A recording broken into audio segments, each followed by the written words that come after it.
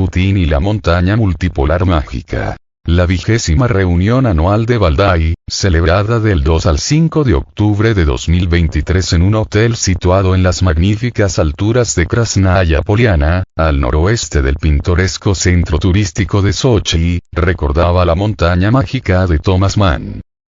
Pero en lugar de una inmersión profunda en la seducción y la degeneración de las ideas en una comunidad introvertida de los Alpes suizos en vísperas de la Primera Guerra Mundial, nos sumergimos en nuevas y poderosas ideas expresadas por una comunidad de intelectuales de la mayoría global en la posible víspera de una Tercera Guerra Mundial con intenciones neoconservadoras. Y luego, por supuesto, el presidente ruso Vladimir Putin dio un discurso, golpeando a la sesión plenaria como un rayo. Este es un top 10 no oficial de su discurso, antes de la sesión de preguntas y respuestas, que fue característicamente interesante. 1. Incluso sugerí la entrada de Rusia en la OTAN. Sin embargo, la OTAN no necesita un país así. Aparentemente, el problema son los intereses geopolíticos y una actitud arrogante hacia los demás. 2. Nunca empezamos la llamada guerra en Ucrania. Intentamos ponerle fin. 3. En el sistema internacional reina la anarquía. 4. No se trata de una guerra territorial. La cuestión es mucho más amplia y fundamental. Se trata de los principios sobre los que se construirá un nuevo orden mundial. 5. La historia de Occidente es la crónica de una expansión sin fin y de una enorme pirámide financiera. 6. Cierta parte de Occidente siempre necesita un enemigo, para preservar el control interno de su sistema. 7. Quizá Occidente deba revisar su arrogancia. 8. Esa época de dominación occidental ya pasó. Y nunca volverá. 9. Rusia es una civilización-estado distinta. 10. Nuestra comprensión de la civilización es bastante diferente. En primer lugar, hay muchas civilizaciones. Y ninguna de ellas es mejor o peor que otra. Son iguales, como expresión de las aspiraciones de sus culturas, sus tradiciones, sus pueblos. Para cada uno de nosotros es diferente.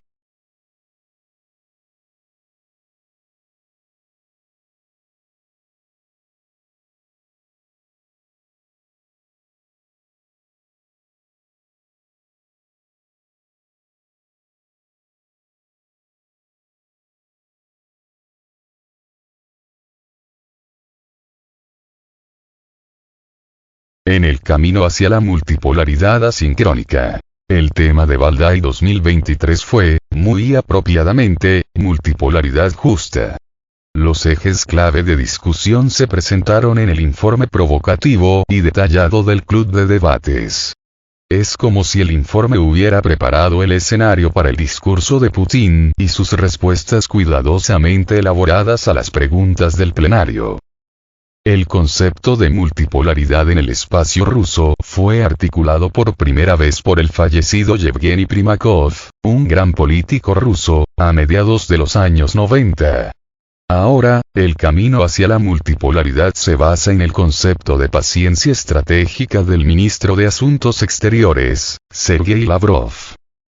En una cornucopia entrecruzada de estados-naciones, bloques más grandes, bloques de seguridad y bloques ideológicos históricos, ahora estamos inmersos en mega alineamientos, incluso cuando el occidente político cultiva sus ambiciones universalistas. El no bloque euroasiático es de hecho un mega alineamiento, al igual que el revitalizado movimiento de países no alineados, que encuentra su expresión en el G77, que está, de hecho, formado por 134 naciones. El camino ideal a seguir podría ser el horizontalismo, en el sentido de Deleuze-Guattari, donde tendríamos 200 estados-naciones iguales. Por supuesto, el occidente colectivo no lo permitirá. Andrei Susentov, decano de la Escuela de Relaciones Internacionales de la Universidad MGIMO, propone la noción de multipolaridad asincrónica. Radica Desai, de la Universidad de Manitoba, propone la pluripolaridad, tomando prestado de Hugo Chávez. El riesgo, como lo expresó el politólogo turco İlter Turan, es que al intentar construir una réplica del sistema actual a través de, por ejemplo, BRICS 11, podamos estar corriendo hacia un sistema paralelo que simplemente no puede organizarse como líder de un orden nuevo. Por tanto, un resultado claramente posible es un sistema bipolar, considerando la imposible convergencia de valores comunes. Al mismo tiempo, la perspectiva del sudeste asiático, expresada por el presidente de la Academia Diplomática de Vietnam, Pham Lan Dun, apunta a lo que es realmente relevante para los países medianos y pequeños. Todo debe proceder sobre la base de la amistad sur-sur.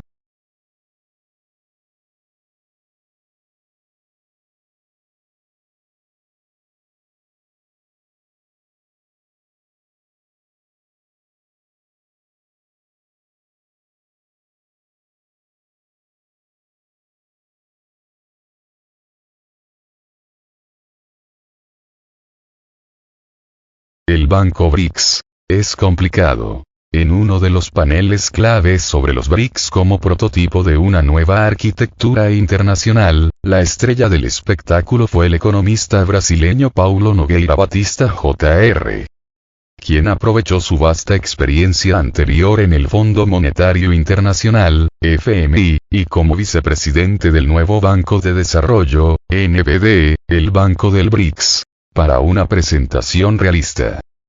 El problema clave del NBD es cómo mantener la unidad mientras navega por la política de poder y alcanza las próximas etapas de desdolarización. Batista destacó como una nueva arquitectura financiera internacional puede implicar una futura moneda común. Subrayó el éxito de implementación de dos experimentos prácticos. Un fondo monetario BRICS, llamado Acuerdo Contingente de Reservas, ACR, y un banco multilateral de desarrollo, el NBD. Sin embargo, el progreso ha sido lento. El Fondo Monetario ha sido congelado por los 5 bancos centrales y debe ampliarse. Los vínculos con el FMI deben romperse, pero eso provoca una feroz resistencia por parte de los 5 bancos centrales de los miembros del BRICS, que pronto constituirán 11 países. Darle un giro al nuevo Banco de Desarrollo será una tarea de Sísifo. La concesión de los préstamos y la ejecución del proyecto han sido lentos. El dólar estadounidense es la unidad de cuenta del banco, lo que en sí mismo es contraproducente. El NBD está lejos de ser un banco global. Hasta ahora solo se han adherido 3 países. La actual presidenta del NBD, Dilma Rousseff, tiene solo 2 años para cambiar la situación. Batista señaló como la idea de la moneda común surgió por primera vez de Rusia y fue adoptada instantáneamente por Lula cuando era presidente de Brasil en la década de 2000. El concepto R5, las monedas de los 5 miembros actuales del BRICS comienzan con una R, puede perdurar. Pero ahora habrá que ampliarlo a R11. El primer paso sustancial, tras la remodelación del NBD, debería ser una moneda de un banco emisor respaldada por bonos garantizados por los países miembros, libremente convertible, con swaps de divisas denominados en R5. Una perspectiva saludable es que Rusia designe al próximo presidente del banco a partir de 2025. Por tanto, el camino a seguir depende sustancialmente de Rusia y Brasil, enfatizó Batista. En la cumbre BRICS 11, que se celebrará el 2024 en la ciudad de Kazán, en el suroeste de Rusia, debería tomarse una decisión clave.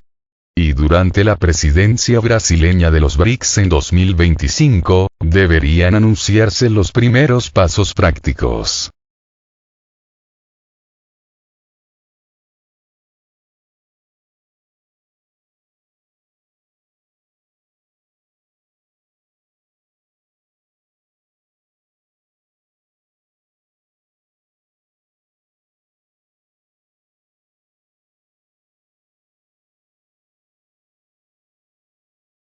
Buscando una nueva universalidad.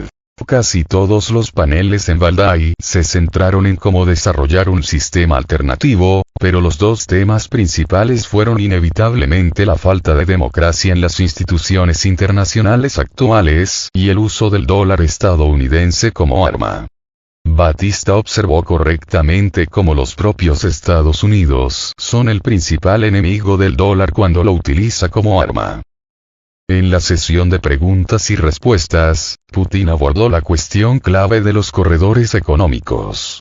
Desmintió que la iniciativa de la Franja y la Ruta y la Unión Económica Euroasiática podrían tener intereses diferentes. No es cierto.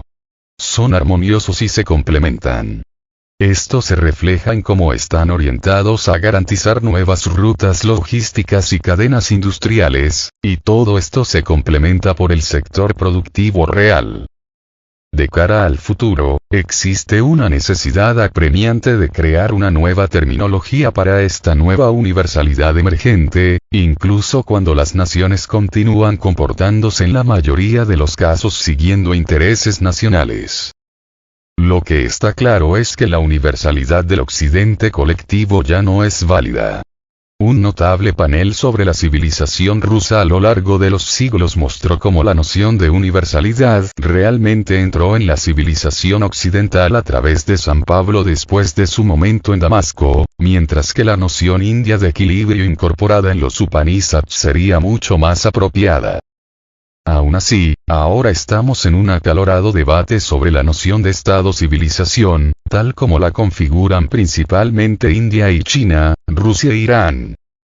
Pierre de Gaulle, nieto del icónico general, amplió la noción francesa de universalidad, encarnada en el tan citado eslogan libertad, igualdad, fraternidad, que no es exactamente defendido por el macronismo. Destacó que él era el único representante de Francia en Valdai. Solo un puñado de académicos europeos vinieron a Sochi, y ningún diplomático. De Gaulle recordó a todos que Saint-Simon era rusófilo y que Voltaire mantenía correspondencia con Catalina la Grande. Aludió a los profundos vínculos culturales franco-rusos, una comunidad de intereses compartida y el vínculo del cristianismo. En contraste, lo que es más importante, Estados Unidos nunca aceptó que Rusia pudiera desarrollarse bajo un modelo diferente. Y ahora esto queda ilustrado por lo poco que las élites intelectuales occidentales de hoy saben sobre Eurasia. De Gaulle destacó que el trágico error es ver a Rusia con ojos occidentales. Invocó a Dostoyevsky cuando lamentó la actual destrucción de los valores familiares y el vacío existencial inherente al proceso de fabricación del consentimiento.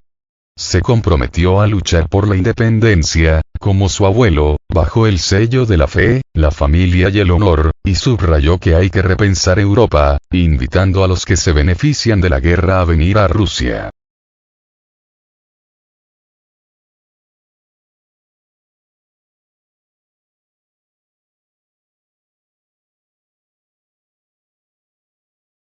Cima de la colina. Catedral o fortaleza. Más allá de Valdai, y especialmente durante el año crucial de 2024, mientras Rusia ostente la presidencia de los BRICS, habrá muchos más debates sobre los polos de las civilizaciones antiguas. Una amplia coalición de estados que apoyan la multipolaridad en realidad no apoya el concepto de civilización. En cambio, apoyan la noción de soberanía popular. Esa brillante formulación fue dada por Dayan Hayatilleka, ex embajador plenipotenciario de Sri Lanka en Rusia. Mostró cómo Vietnam enfrentó con éxito una guerra por poderes contra la potencia hegemónica, utilizando 5000 años de civilización vietnamita. Ese fue un fenómeno internacionalista. Ho Chi Minh tomó sus ideas de Lenin, al tiempo que disfrutaba del pleno apoyo de los estudiantes de Estados Unidos y Europa. Por lo tanto, Rusia podría aprender de la experiencia vietnamita acerca de cómo conquistar los corazones y las mentes jóvenes de todo Occidente para su búsqueda hacia la multipolaridad. Para la abrumadora mayoría de los analistas de Valdai, estaba claro que el concepto de civilización rusa es un desafío existencial para el Occidente colectivo. Especialmente porque incluye, históricamente, la universalidad radical de la Unión Soviética. Ahora es el momento de que los pensadores rusos trabajen duro para perfeccionar el aspecto internacionalista.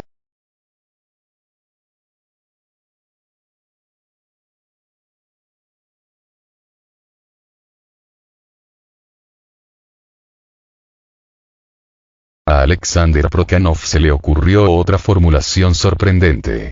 Comparó el sueño ruso con una catedral en la cima de una colina, mientras que el sueño anglosajón es una fortaleza en la cima de una colina, sometida a una vigilancia constante. Y si te portas mal, recibirás unos tomahawks. La conclusión. Siempre estaremos en conflicto con Occidente. Entonces, ¿qué?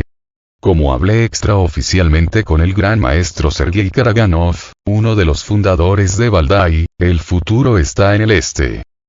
Y Karaganov fue la persona que posiblemente planteó la pregunta más desafiante a Putin. Insistió en que la disuasión nuclear ya no funciona. Entonces, ¿deberíamos reducir el umbral nuclear? Soy muy consciente de su posición. Permítame recordarle que la doctrina militar rusa tiene dos razones para el posible uso de armas nucleares. La primera es si se utilizan armas nucleares contra nosotros, como represalia. La respuesta es absolutamente inaceptable para cualquier agresor potencial. Porque desde el momento en que se detecta el lanzamiento de un misil, venga de donde venga, de cualquier parte de los océanos del mundo o de cualquier territorio, en un ataque de represalia, aparecen en el aire tantos cientos de nuestros misiles que ningún enemigo tendrá posibilidad de sobrevivir, y aparecen en varias direcciones a la vez, respondió el presidente ruso. La segunda razón es una amenaza a la existencia del Estado ruso incluso si solo se utilizan armas convencionales. Y luego llegó el factor decisivo, en realidad, un mensaje velado para los personajes cuyo sueño es la victoria mediante un primer golpe. Necesitamos cambiar eso. ¿Por qué? No veo ningún sentido.